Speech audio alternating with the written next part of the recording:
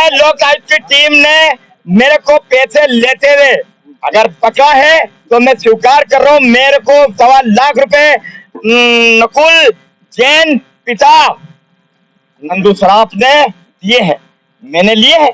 मेरे बोला के बात करो तो मैंने बुंदेल टेक्शन जी है ना, उनसे जलकल विभाग में जाके मैंने बात करी।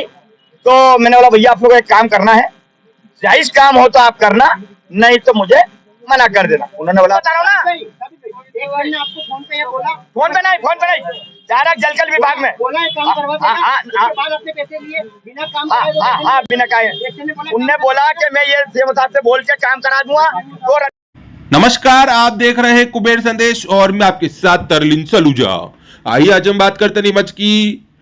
नीमच में पार्षद प्रतिनिधि साबिर मसूदी पर हुई लोकायुक्त की कार्रवाई के बाद आज पार्षद प्रतिनिधि साबिर मसूदी ने प्रेस वार्ता करी। वहीं उन्होंने अपनी बात रखी और बताया कि जो नकुल सराफ ने मुझे पैसे दिए हैं और जो मैंने पैसे लिए हैं मैं उसको कबूल करता हूं, मैंने मेरे मेहनताना पैसे लिए हैं। उन्होंने जो ये पैसे लेते हुए जो उन्होंने पकड़ा गया उनको उन्होंने बताया कि ये मैंने भ्रष्टाचार नहीं, मैंने रिश्वत नहीं, मैंने अपने मेहनत के पैसे लिए हैं। उन्होंने बताया कि मैंने पूर्व में भी नल के जो कुछ काम नकुल सराफ के कराए हैं उनके भी पैसे मैंने उनसे लिए, वो मेरे मेहनत के पैसे हैं। वहीं साथ ही में उन्होंने बताया कि इस एमओएस के उल्लंघन कार्य को लेकर मैंने राजस्व अधिकारी टेक्चर बुनकर से बात करी कि वो मुझे रसीद देंगे और 1.25 लाख रुपए में मैंने बातचीत करी है। और इस मामले में जब नपा अधिकारी टेक्चर बुनकर से चर्चा करी गई तो उन्होंने साफ रूप से इसे नकारा है। उन्होंने कहा है कि पार्षद प्रतिनिधि से झूठ आरोप लगा रहे हैं। मेरा जो शाखा है राजस्व अधिकारी का है और यह जो मामला है निर्माण शाखा का है। मैंने आज तक किसी प्रकार से साबिर मसूदी से बात नहीं करी है। नगरपालिका सीएमओ से भी चर्चा करी, उन्होंने कहा है कि साबिर मसूदी झूठा आरोप लगा रहे हैं। उन्होंने टेक्चर बुनकर को कुछ कार्य बताएंगे जो उन्होंने नहीं करे अवैध काम, इसलिए वह इनके ऊपर झूठा आरोप लगा रहे हैं, फंसाने का काम कर रहे हैं। हमारे द्वारा किसी प्रकार से साबिर मसूदी से कोई बातचीत नहीं करी गई है। वहीं साबिर मसूदी इस पूरे मामले में बोल रहे हैं कि मैंने पैसे लिए हैं परंतु मेरे मेहनताना पैसे हैं, मेहनत के जो पैसे होते हैं वो मैं उनसे लेता हूँ। क्या माना जाए कि अब इस प्रकार से जो ये काम एमओएस के हो रहे हैं उसके अंदर ये पैसे ले रहे हैं वो मेहनताना पैसे है या क्या कुछ है? आप खुद देखें यह पूरी खास खबर।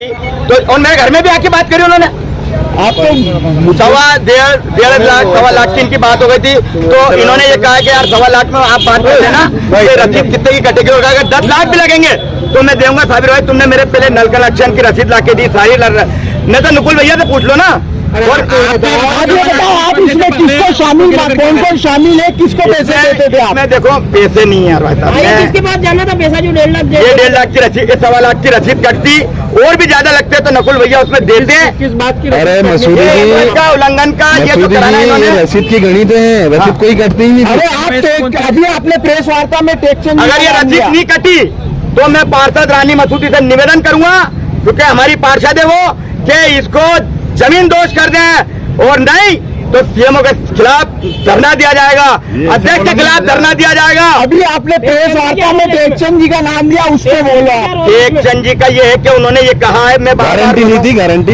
ली थी कि मैं रसीद कटवा के दूंगा तो पैसे लूंगा, तुम तो लिया ना, और जो होगा मतलब मैं करके दूंगा, तो मतलब इस काम को मानना। शहर में एमओएस का उल्लंघन की बिल्डिंगें बन रही है, एमओएस के उल्लंघन बहुत है शहर में, बहुत है। उसके आदमी डर रहा है एमओएस के उल्लंघन से। उसके बाद पैसे देके मैनेजमेंट मिल जाता है क्या? भ्रष्टाचार कर करके नगर पालिका में अधिकारी को दे के वो बचे हुए हैं।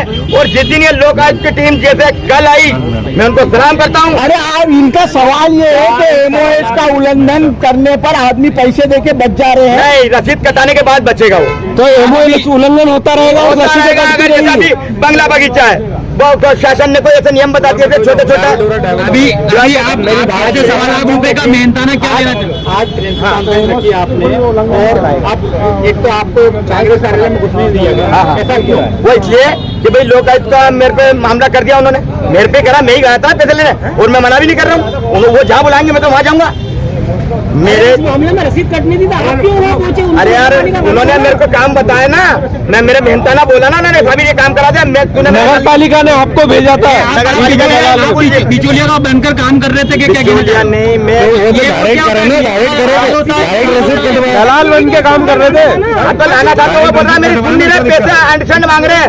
और तुम जो है पहले भी मेरा नल का काम तू करा के लाया भाई। ये काम कुल मिलाकर के अगर कहा जाए नगर पालिका के सारे कामों का ठेका आपको दिया गया, उन्होंने किया मेरे आप बिचौलिया बन के काम कर रहे थे? भाई चले जाए ना, मेरे डायरेक्ट चला जाता। भाई वो क्या है, तो बड़े लोग हैं, उनके पास टाइम नहीं है, उनके पास टाइम नहीं है। उन्होंने बोला, मैं फिर बार बार बोला तो उन्होंने मेरे को पहले भी नल लगवाने के लिए और मैंने उन्हें रसीद ला के दी। आरोप है कि आप ही शिकायत करवा रहे थे और आपने नहीं, मेरी कोई शिकायत नहीं है, ना रानी मसूदी की कोई शिकायत है।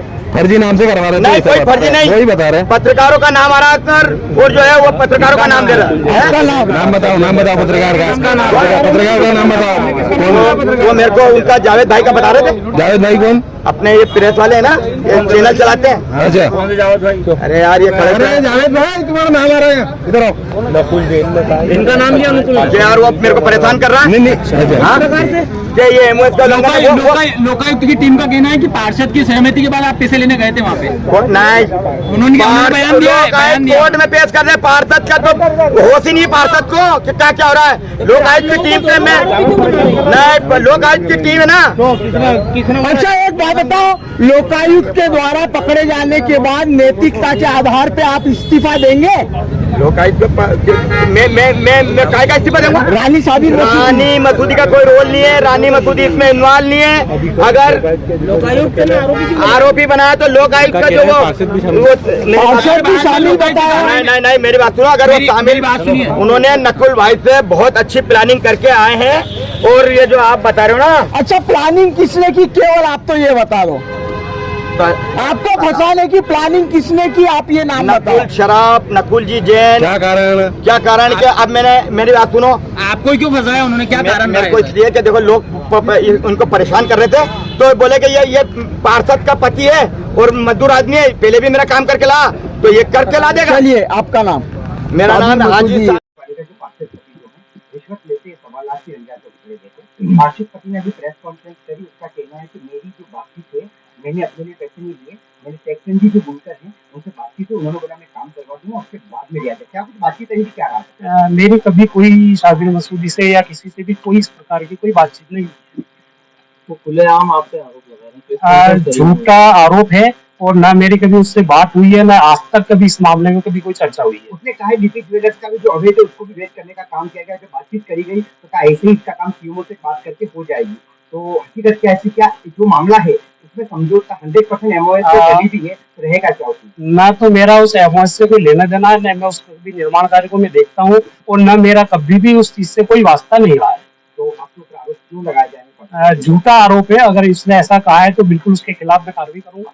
और यदि ऐसी झूठी बात उसने कही है, उसने कहा है कि आपने ये कहा था कि मैं रसीद कटवा दूंगा, तो और पैसों की बातचीत आपसे पूछती सामने हुई थी, सीएमओ साहब से बात करनी मेरी कभी भी सीएमओ साहब से या साबिर मसूदी से या अन्य किसी भी व्यक्ति से इस प्रकार की कभी कोई बात नहीं। बिल्डिंग के बारे में कोई बातचीत नहीं? कभी भी कोई बात नहीं। डीपी ज्वेलर्स को लेकर भी आपके ऊपर आरोप लगाए उन्होंने, डीपी ज्वेलर्स का भी फ्लेक्स वगैरह का सेटलमेंट आपने करवाया था? ऐसा कोई फ्लेक्स बैनर का कोई सेटलमेंट नहीं करवाया है।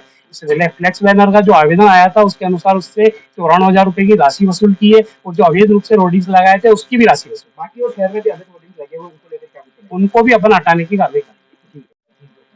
उनको लोकायुक्त से पुलिस ने रिश्वत लेते हुए रंगे हाथों पकड़ा था। क्या उन्होंने आरोप लगाए, उन्होंने प्रेस कॉन्फ्रेंस के थ्रू सेक्शन जी बोलकर जो इनके थ्रू बातचीत हुई थी, नगर पालिका के नाम पे पैसा लिया जा रहा था?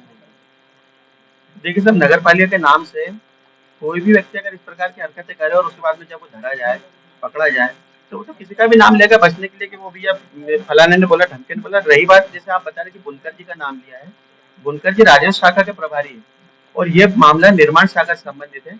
और जैसे कि अगर ऐसी बात भी होती है तो कोई निर्माण शाखा वाला अगर राजस्व शाखा में, तो इस प्रकार की बात करने का प्रश्न ही नहीं उठता।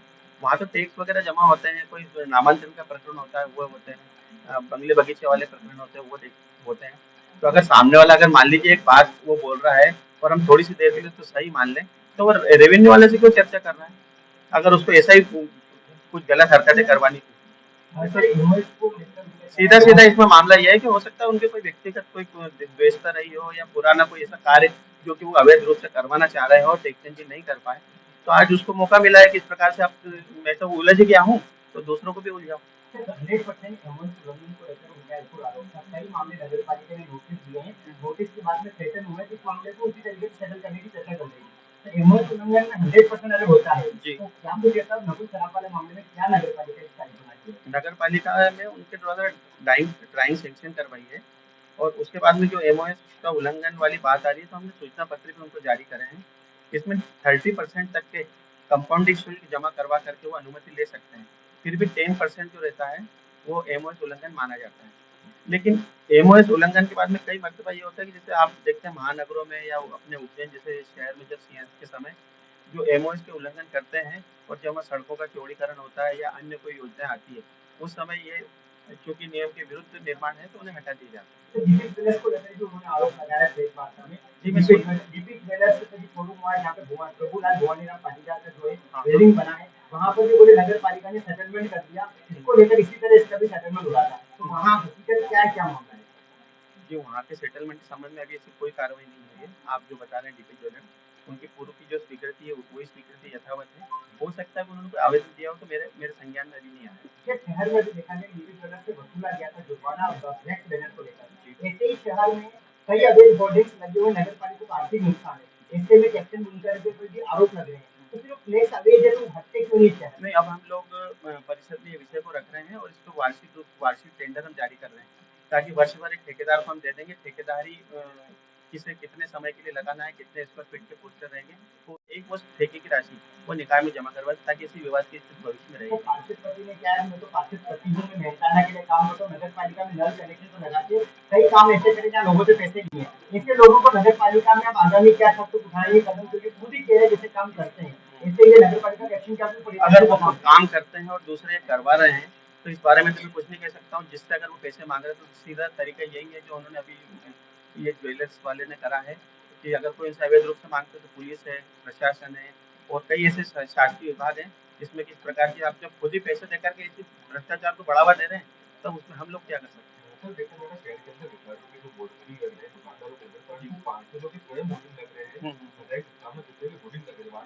जी जी जी, इन्हीं विवादों के लिए, ताकि इस प्रकार की कोई स्थिति निर्मित नहीं हो कि भाई पार्षद ने लगा लिया, आप उसके नहीं हटा रहे हो या फलाने किसी विशेष व्यक्ति ने लगा लिया और आप उसके खिलाफ कार्रवाई नहीं करो। इसलिए हम पूरा उसको ठेके पर दे रहे हैं ताकि ठेकेदारी राशि पूरी जमा करवाएगा और ठेकेदारी उन्हें देगा।